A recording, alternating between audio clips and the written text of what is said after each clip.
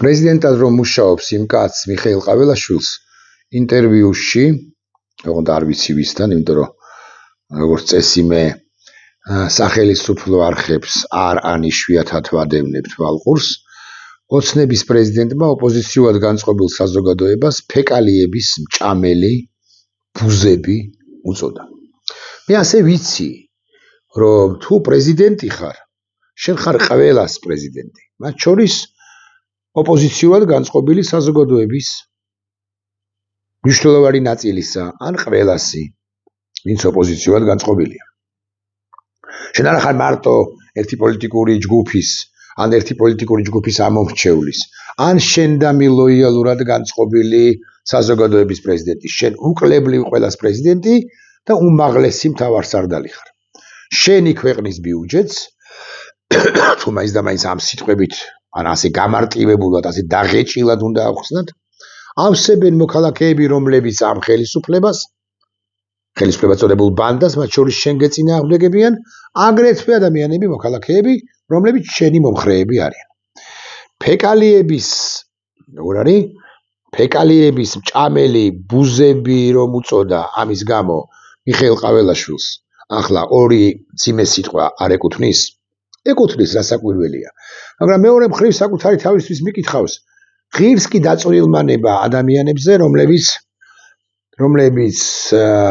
ბუზები არა, ერთი ხმოვანი შევცვალოთ ამ სიტყვისა, ერთი ხმოვანი თუ შევცვლით, აი იმგვარები არიან. მე მგონია რომ არ ღირს ხანდახან, ან ხანდახანზე ხშირად, ამიტომ თქვენის ნებართვით მასზე, ყაველაშვილზე მე არ ვისაუბრებ, მე ვისაუბრებ გაცილებით მნიშვნელოვან სამსოფლიო თემაზე.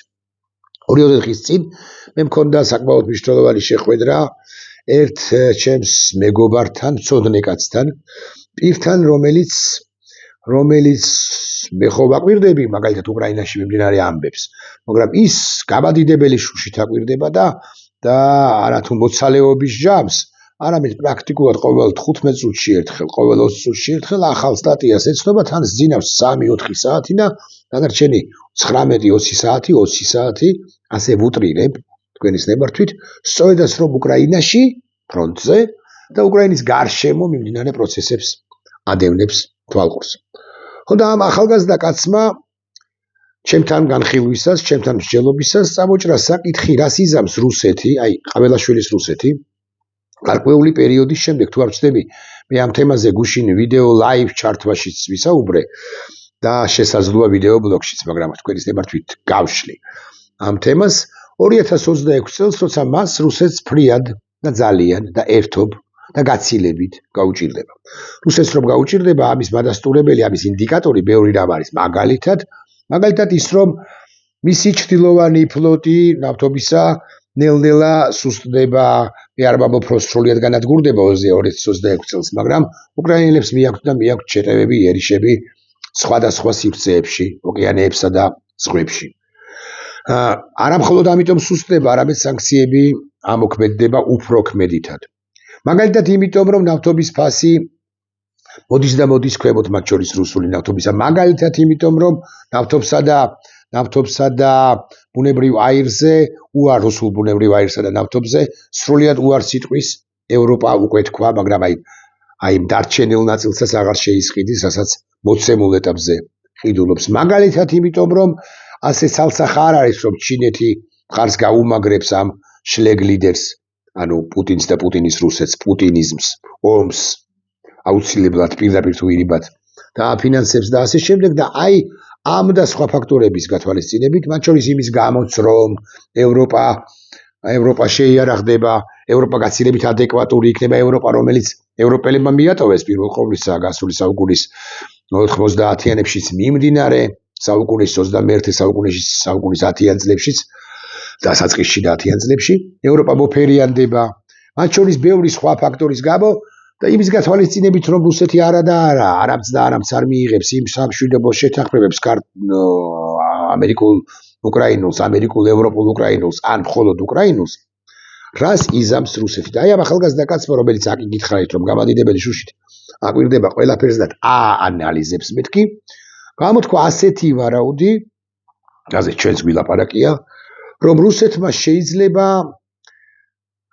ხელფეხის მოქნევის ფორმატში იერიში მიიტანოს ევროპაზე არა იმიტომ რომ რუსეთი ძლიერია, არამედ სწორედ იმიტომ რომ რუსეთი სუსტდება და უფრო დასუსტდება 2026 წელს. და ერთგვარად გამოსცადოს ნატო ზოგადად და ნატოს მეხუთე მუხლი კონკრეტულად, ერთგვარად მესიჯი გზავნილი გაუგზავნოს ბრიუსელს და ზოგადად ნატოს და უთხრას რომ აი მე ასე მაგალითად სუვალკის დერეფანში 60 მილია შევიჭერი და კაი დედიშვილი ხარ, აბა თუ მაგარი ხარ, აბა გამაგდე აქედანო სუვალკის დერეფანი ერთადერთი შესაჭრელი სივრცე არ არის, რომელიც რომელშიც შესაძლოდ შეიძლება შეიჭრას შევიდეს რუსეთის შეიარაღებული ძალები. ძალა არ ყოფნითო, ბევრი თქვენგან იტყვის ასაკვირველი არ ყოფნით, მაგრამ სწორედ იმიტომ რომ არაადეკვატურია და არაადეკვატურობის ჯამს დიქტატორები და ცოტა შეშლილი პირები ცოტა უცნაურად კი არა გვარიერად უცნაურად იქცევიან, სწორედ ამიტომ შეიძლება წავიდეს ამაზეც კი.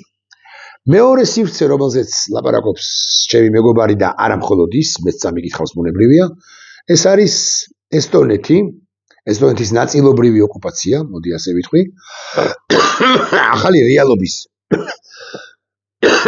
შექმნა, ნოვი რეალიო, ბევრჯერ მithქვამს უყვარს ამის თქმა პუტინს და უკვე შემდგომ, როდესაც შეიჭრება ნარვაში და ნარვაში შეჭრას საბოლოო ჯამში მართლა არც არაფერი უნდა, გაჩვენებთ სად არის ნარვა. უკვე შემდგომ, როდესაც შეიჭრება ნარვაში, მერე ბრიუსელისთვის შემდეგი მესიჯის გაგზავნა, ეს არის ნარვა, რაც მოხაზულია თუ შედარებით ღია ფერად.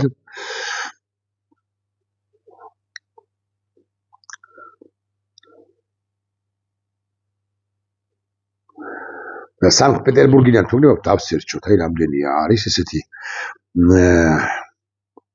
ფუნქცია ჰქონდა ყოველ შემთხვევაში და თუ ვნახავ, სხვანაირად დავსერჩავ, რამდენია სანქტ-პეტერბურგიდან ნარვამდე, ახლა ესე ვიტყვი, ესე ვკითხავ, distance from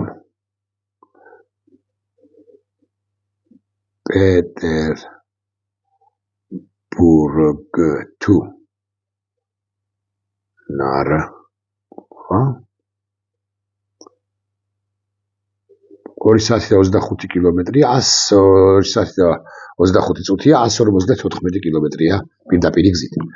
პეტერბურგიდან წარმოიდგინეთ, ეხლა რუსეთის საზღვრიდან რომ მეტრებია, ეს ხომ გასაგებია. ახალი რეალობების შექმნა და ამის შედეგად ნატოსთვის ამ გზავნილის გაგზავნა, რომ იცით რა, მე დავიკავე ნარვა, ან მე დავიკავე სუვალკის დერეფანი, 60 მილია მეთქი აკითხარით. მე დავამყარე სუვალკის დერეფანთან იმ კონტექსტში კალინინგრადთან პირდაპირ სახმელეთო კავშირი და თუ თქვენ არ აიძულებთ უკრაინას რომ გავიდეს ნებაყოფლობით დონბასიდან, ამ შემთხვევაში მე ამ ტერიტორიის ოკუპაციას გავაგრძელებ. რა პასუხი ექნება? თეორიულად მაინც ასე ვიკითხავ, ჩრდილოატლანტიკურ ალიანსს, როგორც ჩრდილოატლანტიკურ ალიანსს მთლიანად ამერიკის შეერთებული შტატების ჩათვლით. და რა პასუხი ექნება კონკრეტულად ევროპას. ან იმ სახელმწიფოებს, რომელთა ტერიტორიაზე შეიჭრება რუსეთი. მეორე ფრონტს მარტივად რომ ვილაპარაკოთ გახსნილს რუსეთის მიერ, ისინი უპასუხებენ თუ არა პროპორციულად, ან თუ გებავთ ასე ვიტყვი სიმეტრიულად, ან ასიმეტრიულად. თქმა იმისა, რომ ესტონეთი აუცილებლად ეცდება მის გაგდებას შეერაღებული დაპირისპირების გზით, იოლია, რასაკვირველია რუსეთი, რასაკვირველია გარკვეულ წინააღმდეგობას წააწყდება ესტონეთის თავდასხმის ძალების მხრიდან თუ მიერ. თქმა იმისა, რომ პოლონელები სუვალკის დერეფანთან იმართებაში და ლიეტუველები მას წინააღმდეგობას გაუწევენ, ესეც იოლია, მაგრამ გარწმუნებთ, რომ რუსეთს ეყოფა საკმარისი ძალა იმისთვის, რომ გარკვეული პერიოდი მაინც კონკრეტული მოლაპარაკებების გახსნამდე ეს ტერიტორიები დაიკავოს და მერე დაიწყოს კვლავ ვიმეორებ ვაჭრობა და გაუთავებელი ვაჭრობა და მერე ბრიუსელმა ამ სცენარის მიხედვით ეს არის გათვლა რუსეთისა, იქნება და მოსთხოვოს უკრაინას, რომ ამ უკანასკნელმა დატოვოს ეს ჯანდაბა და ოხრობა დონბასის ტერიტორია და ამის შედეგად თუ დაუბრუნდება მერე ევროპის კონტინენტს ხსენებული ოკუპირებული სუბალპის დერეფანის ნაწილი კი ადერეფანი მთლიანად 60 მილი და ან ნარვა, რომელშიც შეჭრილი იქნება თუ იქნება შეჭრილი რუსეთის ფედერაცია. ამგვარ რაღაცებზე ფიქრობს თუ არა ყაველაშვილი არ ვინმე საქართველოს დე-ფაქტო ხელისუფლებაში, ასაკვირველი არ ფიქრობს. ეს ჩვენი საქმე არ არის, რომ იტყვის რომელიმე მათგანი, მაგრამ ახლა მოდი გავაფართოვოთ რა გეოგრაფიული არეალი და ვიკითხავ ასე. თეორიულად რუსეთმა სხვაგან რო დაიწყოს ომი.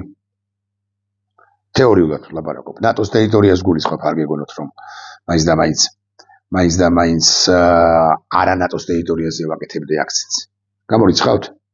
ყველა შემთხვევაში ჩემი პატარა სახლუკა მიღმა მაია ხატასკრაიუ ასე ამბობს, საქართველოს დე-ფაქტო ხელისუფლება კი ესე ამბობს, იმიტომ რომ ესენი ვერ ქაჩავენ, ესენი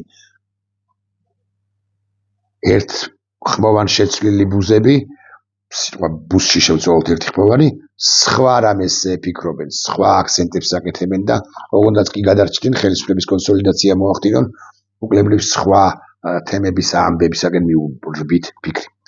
კარგით, ეხლა სხვანაირად დავსვამ საკითხს. რას იზავს ევროპა ამ შემთხვევაში?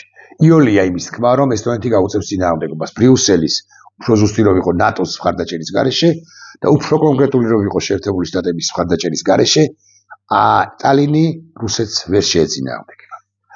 ობიექტურები თუ ვიქნებით, ვერც პოლონეთი და ვერც ლიეტვა ერთად ბრიუსელის და უფრო კონკრეტულად შეერთებული შტატების მხარდაჭერის გარეშე ვერ შეეწინააღმდეგებიან. თან არ დაგავიწყდეთ, რომ პარალელურად ხელფეხს რომ უაზროდ იქნებს ის რუსეთი, შეიძლება ჰიბრიდული ომის სხვა საშუალებების გამოყენებით დაუპირისპირდეს ასე მაგალითად გერმანიასაც, პორტუგალიას კი არა, გერმანიას, რუმინეთს, ჩეხეთს, მიუხედავად იმისა, რომ ჩეხეთი მას ერთგვარ პარტნიორად შესაძლო ეგუელება კიდეს გარკვეულ შემთხვევებში და ასე შემდეგ. არა, რუსეთი სტრატეგიულად მარცხდება, რასაკვირველია, დამარცხებულის არის უკვე, მაგრამ რუსეთს აი ამ კუდის მოქნევის საოცარი ეპოქა პროცესი რომ აქვს დაწყებული და ის კუდს იქნევს განსხვავებით საბჭოთა კავშირისაგან, რომელმაც მოიქნია კუდი, მაგრამ არა ასე მძიმედ, რუსეთს შეუძლია სხვა ქვეყნების დაზიანება. ჩვენ ამ პროცესში უნდა ვიყოთ ადეკვატურნი, არ ნიშნავს ეს იმას, რომ ომში უნდა ჩავერთოთ არავითარ შემთხვევაში, მაგრამ რუსეთს რომ იცოდეთ, მაინც არ ეყოფა საკუთარი შეიარაღებული ძალების სცენარის გარკვეული სცენარის განვითარების შემთხვევაში, რომ გააკონტროლოს ასე მაგალითად სუვალკის დერეფანი და მე კითხავს, რომ თუ ამასობაში ბიზინა ივანიშვილის ხელისუფლება მიკავშირებული, მიტენილი იქნება რუსეთთან.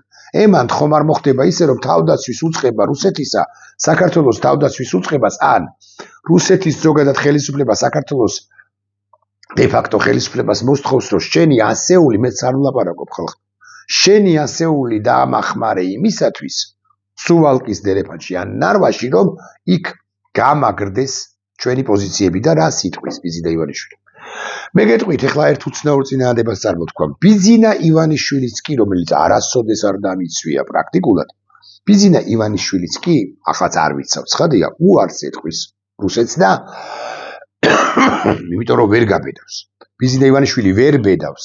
ბიზინა ივანიშვილიც კი ვერ ბედავს აფხაზეთისა და ცხინვალის რეგიონის ასე ღიად აღიარებას დამოუკიდებელ რესპუბლიკებად, მიუხედავად იმისა, რომ ბიზინა ივანიშვილზე დადებითი სიტყვის თქვა ცხადია არ შეიძლება, შესანიშნავად იცის, რომ წალეკავს მის ხელისუფლებას ქართველი ხალხი, მათ შორის ის მოქალაქეებიც, რომლებიც ახლა სახლში არიან შეყუჟულნი, გამოვლენ და გამობრძანდებიან რუსთაველის გამზირზე და არაფერს არ შეუშინდებიან მისივე პოლიციელები, მისივე შეიარაღებული ძალები, მისივე სპეცრაზმელები ბრძანებებს არ შეასრულებენ პოლიტიკური ამ გადაწყვეტილების მიღების შემთხვევაში, ამიტომ ვერ რისკავს ბიზინა ივანიშვილი და მოსკოვს ეაჯება და ეხვეწება ამგვარ დავალებებს უმაძლევ, არათუ ადრე, არამედ შეუძლებელია. მაგრამ თუ ბიზინა ივანიშვილს მოსთხოვს მეორე ამბავი, რუსეთი ქართული შეიარაღებული ძალების ნაწილის ასეულის მაგალითად ჩართვას, მაგალითად ნარვას ოკუპაციის შემდეგ და ნარვას გამაგრებისათვის ბიზინა ივანიშვილი ამასაც გიბოდიშებს და ძნელად თუ გარისკავს. თუმცა ბიზინა ივანიშვილი ვერ ხვდება, რომ ეს პროცესი, ეს მოთხოვნა რუსეთიდან, როგორც ასეთი გარდაუვალი იქნება, თუ თავად ასე დიდი ნაბიჯები, დიდი ნახტომები დაუახლოვდება რუსეთს. ცოდოა მეთქია თვალსაჩინო. იმის თქმა მინდა, თუმცა არა პირდაპირ მნიშვნელობით ცოდონი ჩვენ ვართ, რომ ასეთი არა ბუზები, არამედ ერთი ხმოვანი შევცვალოთ ამ სიტყვაში ასეთი პირები გვყავს ჩვენ ხელისუფლებაში. ბიზინა ივანიშვილის თავკაცობით. ბიზინა ივანიშვილის გადარჩევა გაგიკვირდებათ და თუ ფიქრობს, ოღონდ ვერ ფიქრობს, თუ აზროვნებს, ოღონდ ვერ აზროვნებს, ბიზინა ივანიშვილის წასვლა ხელისუფლებიდან შვიდად წყარად ყოველგვარი ექსცესების გარეშე წესითა და რიგით ინდულგენციით, თუნდაც ბიზინა ივანიშვილს თავად უნდა აწყობდეს, იმდენად რთული დროება დგება და იმდენად სერიოზულ რამეებს მოსთხოვს რუსეთი. ოღონდ ბაგლახ და სამწუხაროდ ბიზინა ივანიშვილი ამას ვერ ხვდება. ვერ ხვდება, რას მოსთხოვს რუსეთი, რომელიც ასე შემოიყვანა მან გარკვეული პერიოდის შემდეგ. და რა ეგზისტენციური გადაწყვეტილებების მიღება მოუწევს მას გარკვეული პერიოდის შემდეგ და მას მოუწევს ძიმე გადაწყვეტილებების მიღება და თუ ის მაინც გადადგამს კიდევ უფრო მომაკვდინებელ ნაბიჯებს საქართველოს სახელმწიფოს წინააღმდეგ უფრო მომაკვდინებელ ნაბიჯებს ქართველი ხალხის რისხვა მას არ ასწდება და თუ არ გადადგამს მაშინ გაგიკვირდებათ და რუსეთის რისხვა არ ასწდება და ქართველები კი არ ჩაყრიან ნოვიჩუქს. არა. Deep State კი არ მოწამლავს მას პოლონიუმით. არა. Deep State მას წესით დაიწყო დასავლეთი უფრო ზუსტი. რომ იყო ქართველი ხალხი დაიცავდა მეთქი ახლა ასე ვიტყვი ვერ დავიცავთ. მაგრამ დაიცავდა ოდესღაც რომ ადეკვატური ყოფილიყო რომელიმე ერთ ეპიზოდში მაინც ჩვენი უახლესი ისტორიისა. Deep State დაიცავდა, ესეც წარსულს ჭინდა ვთქვათ, მას წითელი ხაზები რომ არ გადაეკვეთა. მაგრამ Deep State-იც და ქართველი ხალხიც ხელს ჩაიქნევს. მასზე ეს არის მისი ამბავი. ხელს ჩავიქნებთ ჩვენ მასზე და ბილწის სიტყვების თქმა არ არის აუცილებელი, რომ მიგანიშნოთ რას გულისხმობ. ვიტყვით, რომ წყალსაც წაუღია. ნოვიჩოკის ჩამყრელი ბიზნესთვის გაგიკვირდებათ და სწორედაც რომ FSB-ა იმის გამო რომ ბიზინა ივანიშვილიც კი ყველაფერს მას ვერ შეუსრულებს და თუ შეუსრულებს ასე უნდა აღხსნო. მაშინ ისედაც სახელდებული ორჯონიკიძეზე უარეს ორჯონიკიძეთ უკვე აღარც ვიცი როგორ შევა საქართველოს ისტორიაში ეს ერთი ამბავია და კიდევ როგორ დაამთავრებს სიცოცხლეს ესეც არ ვიცით. ოღონდ ნოვიჩოკს არავინ არ გამოვიყენებთ სასაკვირველია მის წინააღმდეგ. ნოდარ დუმბაზის ერთი პერსონაჟი გახსოვთ ხო? მე კი არ მიყვარს ეს მწერალი და არც ეს ნაწარმოები, მაგრამ მაინც ერთი პერსონაჟი მეორე პერსონაჟს ეუბნება. შენთვის სიკვდილი ბაირამობაა. რთულია ცხოვრება.